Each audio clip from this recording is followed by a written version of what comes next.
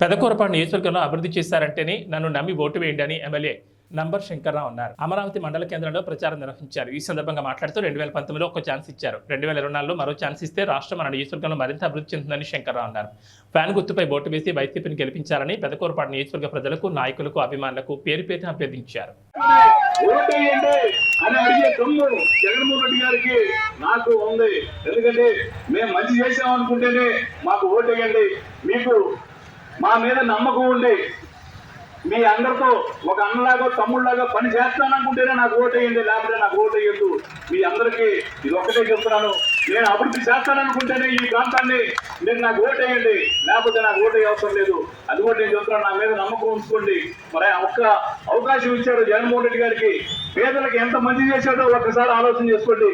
ఇంకొక అవకాశం ఇస్తే మన రాష్ట్రం అభివృద్ధి ఇప్పుడే పోర్టు, మన సీ పోర్టు, మనకి సముద్రం దాదాపు 800-900 కిలోమీటర్లు మనకు 7 సీ పోర్టులు తయారు చేస్తున్నాడు. అవి కనుకొస్తే మనకి ఇన్కమ్ రావడానికి ఎక్కువ అవకాశం ఉంది. ఆయన చేసే పనులు చాలా మంచి పనులు. రాబోయే రోజుల్లో మంచి ఇన్కమ్ వస్తుంది ఆంధ్రప్రదేశ్ కి. మరి ఐటీ రావాలంటే ఇక్కడ వాతావరణం క్లైమేట్ మనకి బాగా లేనప్పుడు ఇక్కడ రాదు, ఐటీ రాదు. అన్ని చోట్లకి ఐటీ రాదు. చంద్రబాబు చెప్పేది నేనే ఐటీని సృష్టించాలని చెప్తున్నాడు. మరి ఇక్కడ ఎందుకు పెట్టలేకపోయారు? 14 సంవత్సరాలు సీఎంగా ఉన్నాడు. వైజాగ్ లో ఎందుకు పెట్టలేదు? విజయవాడలో ఎందుకు పెట్టలేదు? తిరుపతిలో ఎందుకు పెట్టలేదు?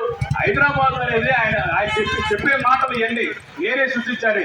హైదరాబాద్ నేచురల్ గా గ్రోత్ అది. ఐటీ అనేది అక్కడ కుదిరింది, వచ్చేసింది అంతే. అన్ని రాష్ట్రాలు వచ్చారు, అక్కడ కుదిరింది. బెంగళూరు కుదిరింది, మద్రాసు కుదిరింది, పూణే కుదిరింది. మిగతా రాష్ట్రాలు కుదరలేదే. బాంబే కుదరలేదే, కలకత్తా కుదరలేదే, ఢిల్లీ కుదరలేదే. ఈయన చెప్పేవన్నీ గ్రాఫిక్స్, ఈయన చెప్పేదంతా అబద్ధాలు. మన ఆంధ్రప్రదేశ్ లో ఐటీ రావాలంటే ఏదైనా కొద్ది గొప్ప వస్తే వైజాగ్ తప్పితే ఎక్కడికి రాదు. అది అక్కడ మనకి అన్ని భాషలు వచ్చిన వాళ్ళు అక్కడ ఎంతో కొంత ఉన్నారు కాబట్టి అక్కడ డెవలప్ అవడానికి అవకాశం ఉంది. ఈ చంద్రబాబు చెప్పేది గ్రాఫిక్స్ మాత్రం దయచేసి మీరు నమ్మొద్దు.